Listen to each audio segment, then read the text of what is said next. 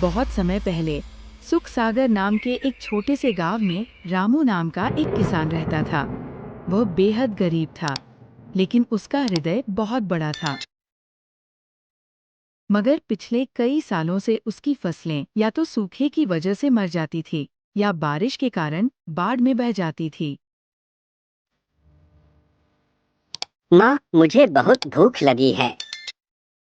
क्या खाने को कुछ नहीं है? बेटा, आज तो घर में एक मुट्ठी आटा भी नहीं है। पिताजी, 3 दिन से हमने केवल पानी पीकर गुजारा किया है। आज मैं सेठ धनराज के पास जाऊंगा, कुछ कर्ज लेकर आऊंगा। सुनो जी, वो तो बहुत लालची है। कोई चारा नहीं है, गीता। बच्चों को भूखा नहीं रख सकता। जब रामू के बच्चे रोते हुए कहने लगे, पिताजी, हमें रोटी चाहिए, तो उसने ठान लिया कि वह गांव के सेठ धनराज के पास कर्ज लेने जाएगा। सेठ धनराज गांव का सबसे धनी व्यक्ति था।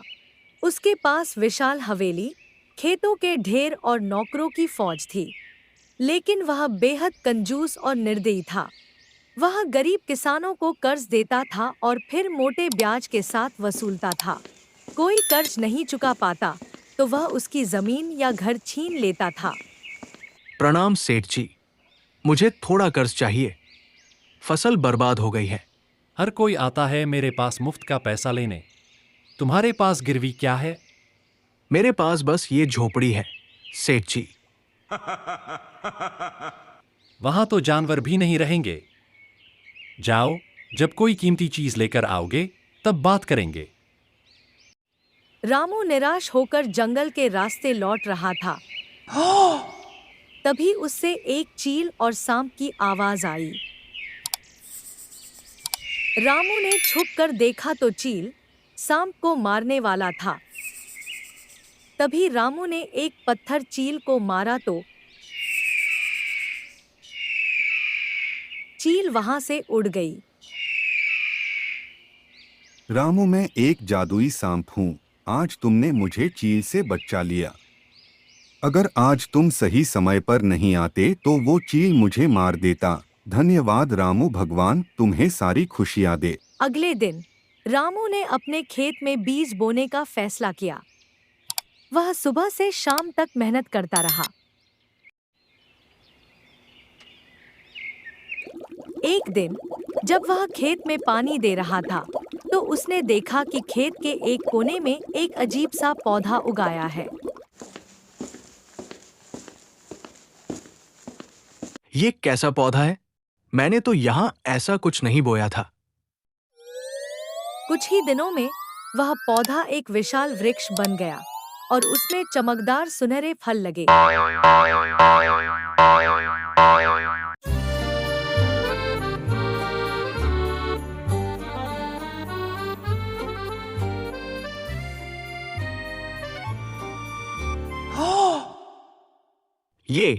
ये तो सोने के फल है। भगवान ने मेरी प्रार्थना सुन ली। उसने धीरे धीरे कुछ फल तोड़े और घर की ओर चला जाता है।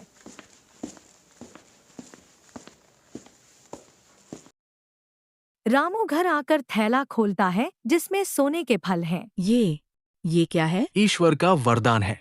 अब हमें कभी भूखा नहीं रहना पड़ेगा। मैं आज ही शहर जाकर एक सुनार को बेच दूंगा, जिससे हमें बहुत सारे पैसे मिल जाएंगे। अब हमारे बच्चे कभी भी भूखे नहीं रहेंगे। अब रामू के पास इतना धन आ गया कि उसने न केवल अपने बच्चों के लिए नए कपड़े और भरपेट भोजन खरीदा, बल्कि अपनी झोपड़ी की मरम्मत भी करवाई।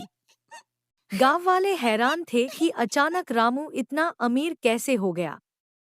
सेठ धनराज को जब यह बात पता चली तो वह जलन से भर गया। उसने अपने मुखबिर से पूछताछ करवाई और पता चला कि रामू के पास एक जादुई पेड़ है जो सोने के फल देता है। यह नहीं हो सकता। मुझे वह पेड़ चाहिए। ए भोला और कालू कहाँ मर गए? दोनों यहाँ आओ। जी मालिक। अगली सुबह जब रामू ने देखा कि पेड़ पर एक भी फल नहीं है तो वह बहुत दुखी हुआ। सारे फल गायब है। सेठ ने जरूर ये किया होगा। ईश्वर, तुम्हारी इच्छा। मैं फिर से मेहनत करूंगा। 3 दिन बाद पेड़ पर फिर से फल आ गए, लेकिन इस बार वे चांदी के थे।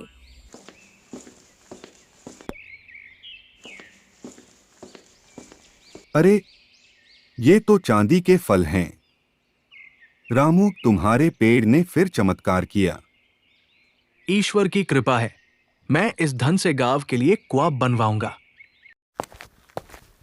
सेठ को फिर खबर मिली तो वह और भी गुस्से में आ गया।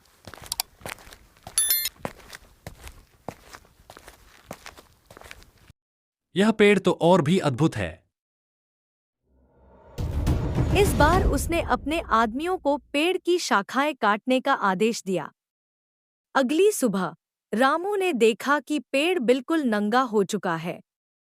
लेकिन फिर एक अद्भुत घटना हुई। कटी हुई शाखाओं के स्थान पर हीरे और मोती उगाए। रामू ने उन्हें बेचकर गांव में एक स्कूल बनवाया और गरीब बच्चों को मुफ्त शिक्षा दिलवाई। सेठ अब पागल हो चुका था। अगर मैं पूरा पेड़ ही उखाड़ दूं, तो शायद यह मेरे लिए और भी कीमती चीजें देगा। इस पेड़ को जड़ से उखाड़ दो। मैं देखता हूं क्या होता है। उसने अपने आदमियों को पेड़ को जड़ से उखाड़ने का आदेश दिया।